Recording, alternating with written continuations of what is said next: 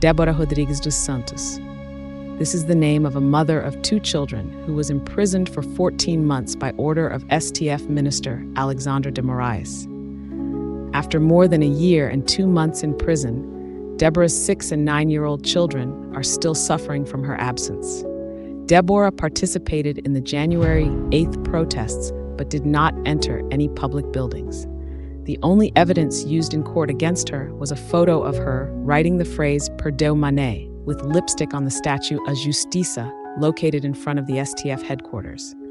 For those who don't know, this was the phrase that STF Minister Luiz Roberto Barroso said to a Bolsonaro supporter who was questioning him about the 2022 election results.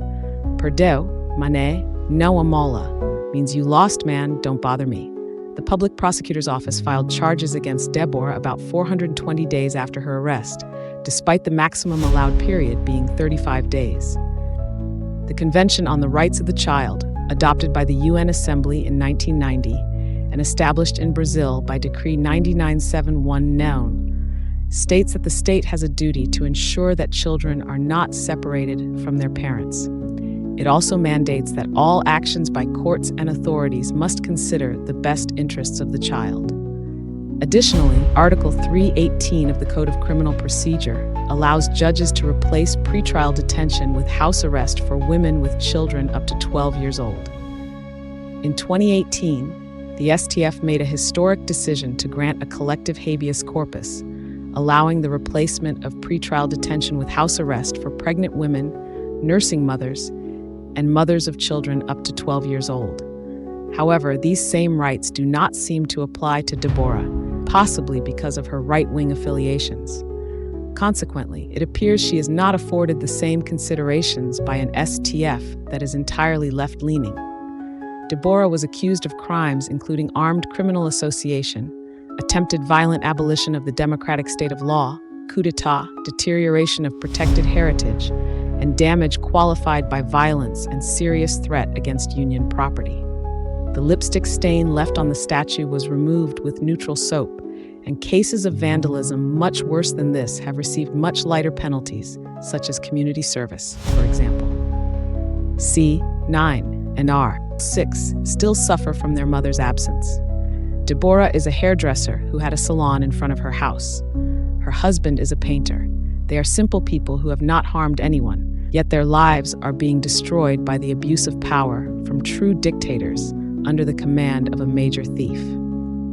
And obviously, you will hear only silence from feminists and leftists because their love, empathy, and fight for women are selective. Moreover, they often defend criminals and murderers, regardless of gender, and support the release of these offenders. This is almost a bad joke, isn't it? Especially since the current Brazilian president is himself an ex-convict.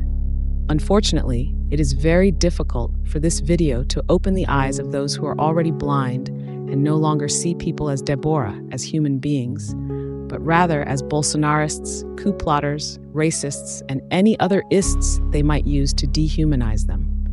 It is very difficult for us to change the sad reality that Deborah's family is experiencing. It is precisely for this reason that we ask you to share this video with everyone you know, your family, your friends, on your social networks, etc. Please, help us spread this information as quickly as possible to the largest number of people around the world.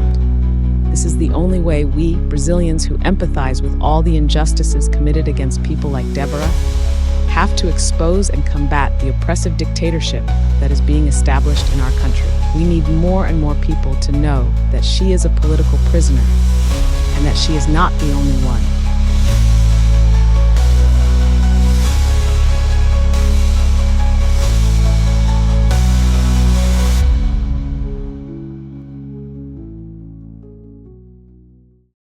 At Journalism Without Borders, we are committed to the truth. No matter the challenges or boundaries, our mission is to express the truth without limits. Even in times when dystopian nightmares become reality, the truth will always prevail. Join us on this journey. Subscribe to our channel for more upcoming content.